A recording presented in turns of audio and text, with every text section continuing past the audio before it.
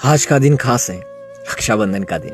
लेकिन आज राखी का यह धागा सिर्फ भाई बहन के रिश्ते को नहीं, बल्कि एक और अनमोल बंधन को संजोए हुए है। यह बंधन है किसान और उसकी फसल का। जब एक किसान अपने खेतों में फसल उगाने के लिए बीज बोता है तो उसके साथ एक सपना भी बोता है। यह सपना है मेहनत, उम्मीद और विश्वास का।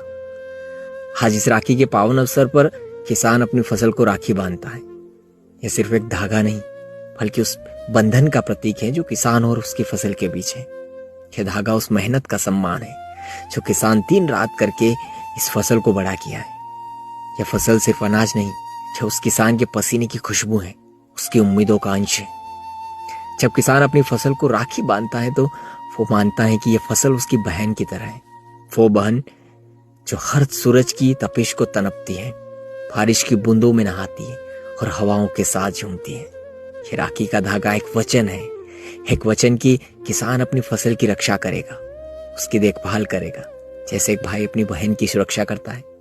और ये फसल भी उस किसान की मेहनत का आदर करते हुए उसकी झोली को अनाज से भर देगी, जैसे एक बहन अपनी भाई की खुशियों की दुआ करती है।